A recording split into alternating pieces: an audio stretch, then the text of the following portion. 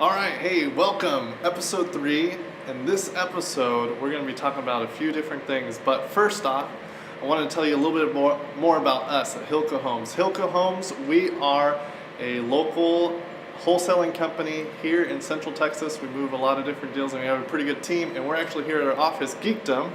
So I want to take you over here, and we're going to get started with this episode. In this episode, we're going to be talking about how you can find your first deal quickly. We're going to be talking about finding cash buyers. And then we are also going to finish up by talking about our favorite sport team, so you can find out what teams we actually like. We're going to meet you here in the conference room and get started right away.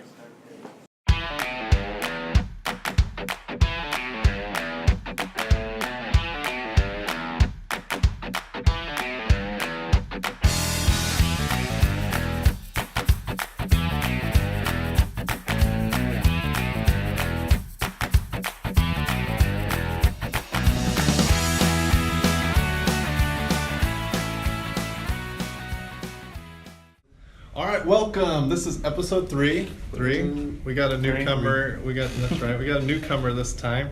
So let's just kind of introduce ourselves. First off, we're all part of Hilco Homes. We're a wholesaling company here in San Antonio, and we're hosting this show, Ask Wholesale, to answer any questions and all questions and any questions that you might have out there, just to kind of spread some of the lessons we've learned along the way and just kind of have a conversation. So first off, who are y'all? You go first. I'll go first since I was volunteered.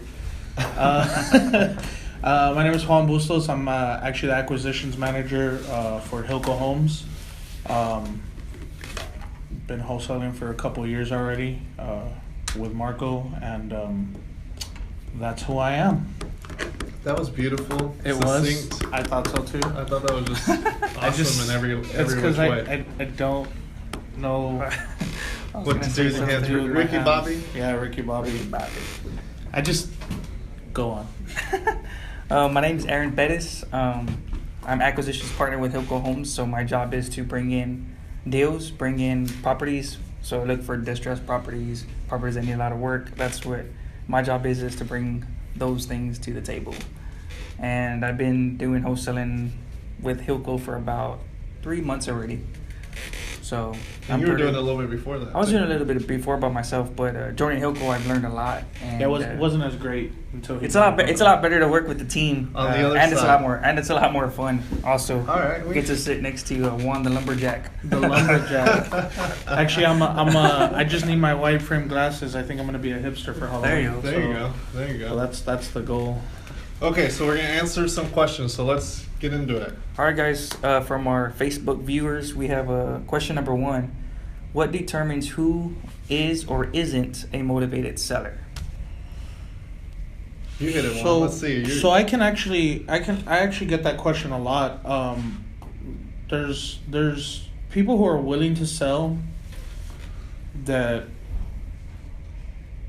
are looking for the right price, if you will. A motivated seller, though, you can tell that they're motivated if they're lacking 2 main things.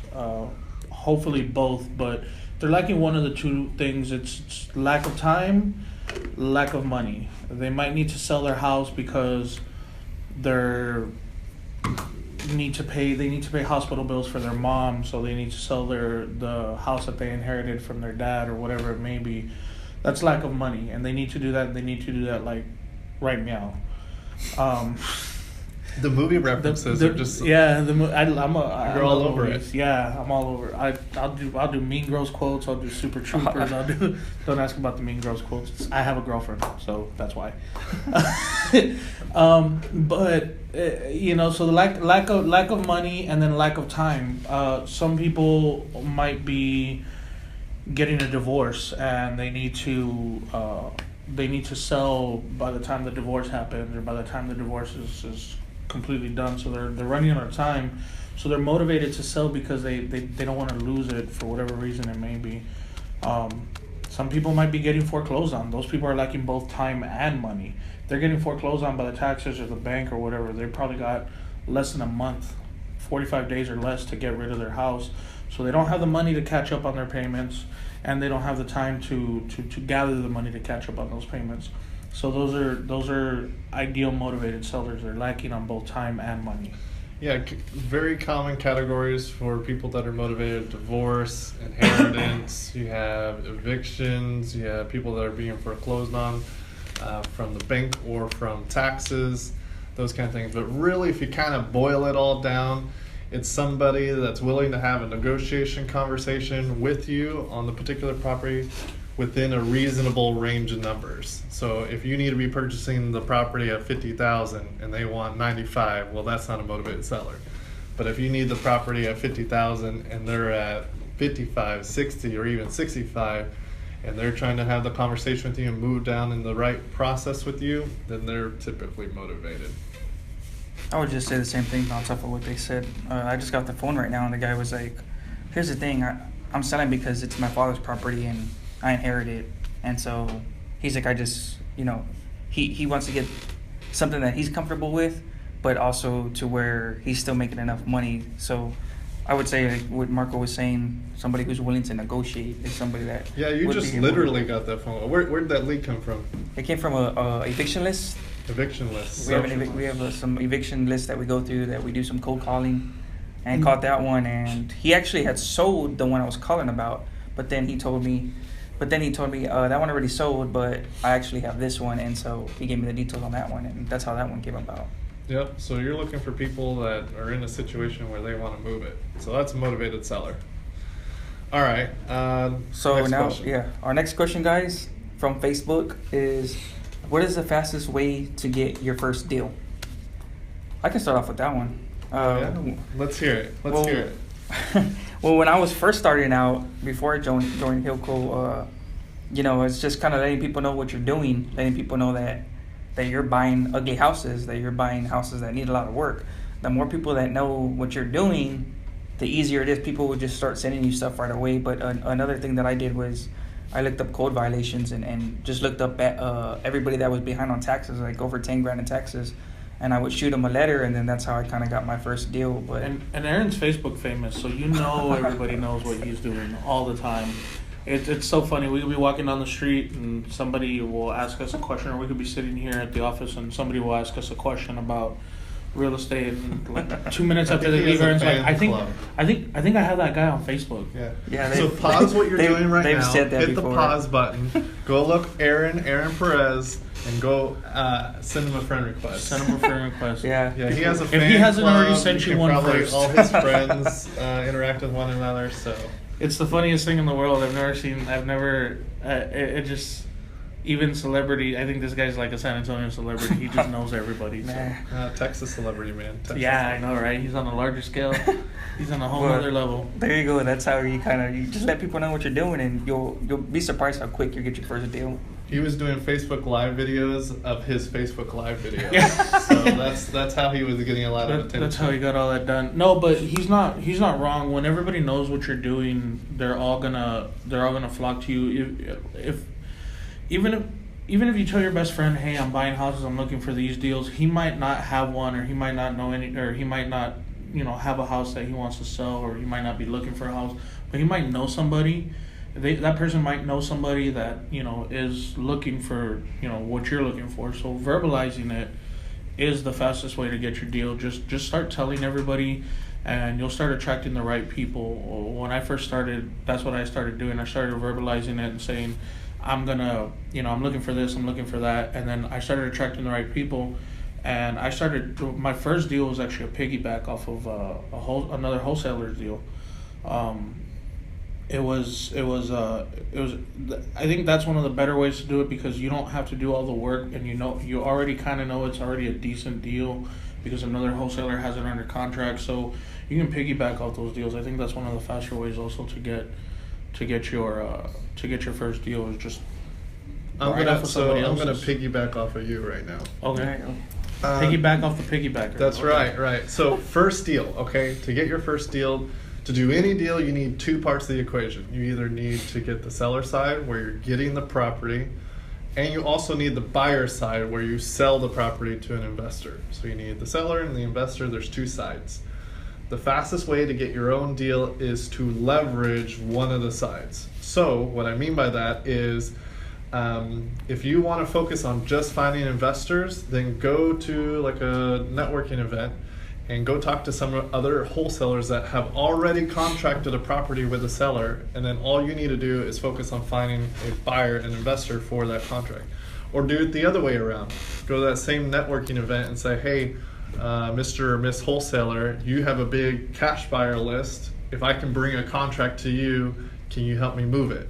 And then you just focus on getting the front end contract with the seller, and then the wholesaler that you're teaming up with can sell on the back end. So that's the way I would recommend it. Focus on one component, and then that way you can really get a deal done fast. That's basically how I knocked out my first wholesale deal. So some good answers. All right, we're gonna move on to our best answers. That's right. These are the best answers. That's right. Let's get it right. We're gonna move on to our third question from Facebook. And guys, if you have any questions, just drop it down in the comments below, and we'll be free to answer it on our next episode. That's right. But question number 3 is, what is the best way to find cash buyers? I can help out. I can pretty much answer that one also. It's the same thing. This cocky guy, man. He's like, just y'all get out of here. I'll handle this. I have all the answers, even when I don't. No, I think it's the same thing. It's pretty much the same answer. Just start verbalizing it. Just start start telling people what you're doing, and go, like Marco mentioned earlier, go to the networking events. Start telling people that you're a wholesaler and that you've got properties that you're looking at. Even if you don't have one contracted, just let people know that you might have one coming through, and people will, as you're looking for them, people will tell you, well, I don't have anything, but I'm also looking. I am looking. Aaron was just talking about it earlier that last week he picked up 5 new cash buyers by just asking people if they had properties, and they said, no, I don't have anything, but I am looking. So these are cash buyers that are motivated to buy. So just verbalizing it is the best way to get these cash buyers, and then touching base with them. Even when you don't have a deal, touch base with them all the time. Let them know, touch base with them, ask them what they're buying, ask them what they're up to, whatever it may be, because if they know who you are and they know that you're actively looking for deals, they're going to contact you when they need one, next time they're looking for one. So real easy answer. First, starting out, go to your courthouse auction, foreclosure auction. Here in Texas, it's the first Tuesday of every month. Go down there, have a whole bunch of business cards, and just go talk to all the people that are trying to buy up all the foreclosures. These are pretty much all investors. Go over there, get all their business cards, and boom, you'll have a good list to start with. And then from there, you can even ask, when you're communicating with them, do they know anyone else? Would they refer someone else? Investors know investors. But that's a simple, quick, easy way. You can get a whole bunch of people in a few hours. Another way that I found a buyer recently was the zip code.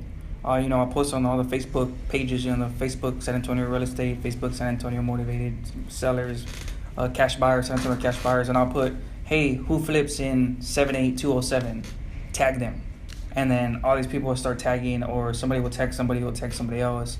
And then I end up getting inboxed saying, hey, send me that property in 78207. I flip in that area. Or I know somebody that flips in that area. Same thing, I'll put, who buys and holds in 78223? And you'll be surprised. I get all these email addresses or inboxed with their email and their number. They're like, send me the info. And then after that, just doing that 1 week, the list of cash buyers just kind of grows and grows and grows and grows. I saw those posts. I almost responded to them until I realized it was you posting them.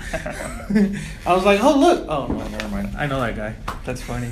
But yeah, that's another way to get some cash buyers in for a specific property that you're looking for, that you have.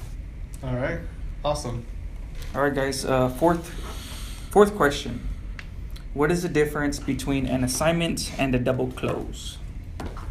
I'll do this one. So real quick, an assignment is basically where you're with the seller, you've written a contract where you are the buyer in that contract, and then you write a second document that's called an assignment contract. And in that assignment contract, you are assigning your rights to your position in that contract. So as a position of the buyer, you're assigning your rights as the buyer. So the investor would basically take your position on that original contract as a buyer, and then you just collect a fee for that. That's an assignment. A double close is where there's actually a buyer and a seller closing here, which you're the buyer, you close on it, and then you have a buyer and a seller on the back end. So there's 2 transactions. So on the first transaction, you're the buyer. On the second transaction, you're the seller. This can happen in the same day. The next day, it can happen within 10 minutes. But it's a great way to, if you want to kind of hide certain details, like a lot of people, if they're making a big fee on a transaction, they don't want the seller to know they're making 20 grand on it, or they don't want the investor to know they're making 20 grand on it, then they'll do a double close. However, if you do a double close, you need to be working with a title company that knows how to do that, and be aware that there's going to be 2 sets of closing costs. So it's double as expensive compared to an assignment. We mainly do assignments. We haven't had a situation where we need to do a double close. But. I'm usually pretty honest with my investors. I tell, there's a double close, you're right. That's mostly when you don't want the seller to know how much you're making, or you don't want the buyer to know how much you're making. On an assignment, typically the seller doesn't really know how much you're making, if at all, because they just go in, sign, and all you're doing is assigning your rights over to you're assigning your position over to somebody else. So the seller isn't typically in the loop, and most of the time the seller just, as long as they get what they were asking for, as long as they get a good negotiated price that they're willing to take away, they don't care. They don't typically look any further than that.